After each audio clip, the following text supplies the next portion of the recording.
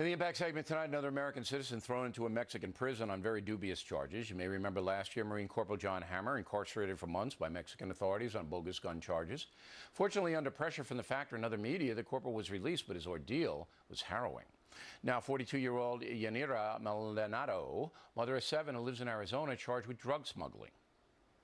I'm not guilty. I don't have nothing to hide. They put my cuffs in my feet and in my hands, and it was horrible. I was nervous before, but now I feel a little bit better. It means a lot to me because I'm Mexican. I was born here. And it's very sad what I'm going through. It's very sad.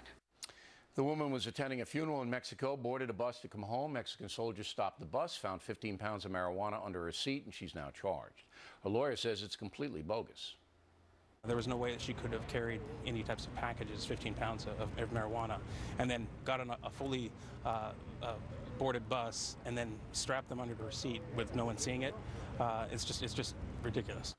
Mrs. Maldonado has been in prison for 8 days. She'll know if she's to be tried tomorrow.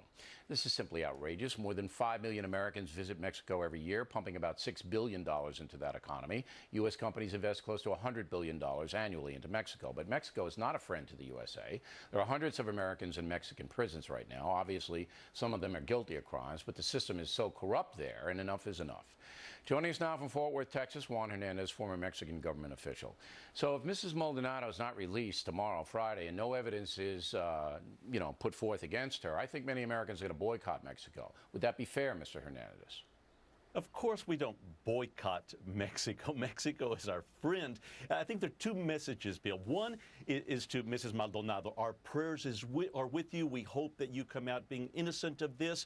God bless you at this very difficult time. And then the message to Mexico is, thank you, Mexico. We have been pressuring you to be more aggressive with regard to the drugs flowing into the United States. You stopped a bus. You found 12 to 15 pounds, not a few cigarettes, of pounds of marijuana that were supposed to come into this nation, and you stopped it, and you're investigating to see who was going to be bringing those drugs in the United States. That's a fairly we thank Mexico. Fairly kind spin. In Corporal Hammer's case, and I'm sure you covered the story, sure. He had an antique gun, and I mean, we had to threaten him to get him out of there.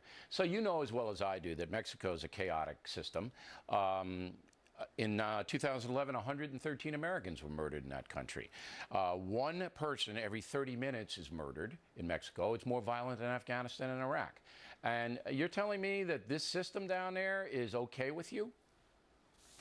Mexico is a sovereign nation. Mexico is a land of laws. Mexico's crime is down between 14 to 40%. Tourism is up, Bill. It is up around $10 billion now going down to Mexico. And by the way, thank you, Mexico, again, about over $10 billion of Mexicans coming to the United States as tourists to spend their money. Mexico is our friend. We shouldn't be boycotting Mexico. We need to work with Mexico on this very serious problem of drug trafficking. Well, listen, I agree with that, but I think that there's so much corruption and bribery there, so many bad things happening there. I'm not going to go there. I want to go there. I got a friend who lives in the Mayan Riviera. Invite me down there. I want to go down. I'm not going to go down because I don't believe I don't believe they're our friend. I mean, you do, I don't.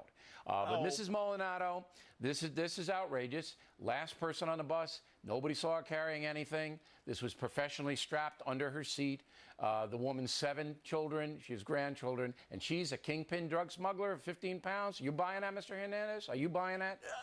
Are you buying it?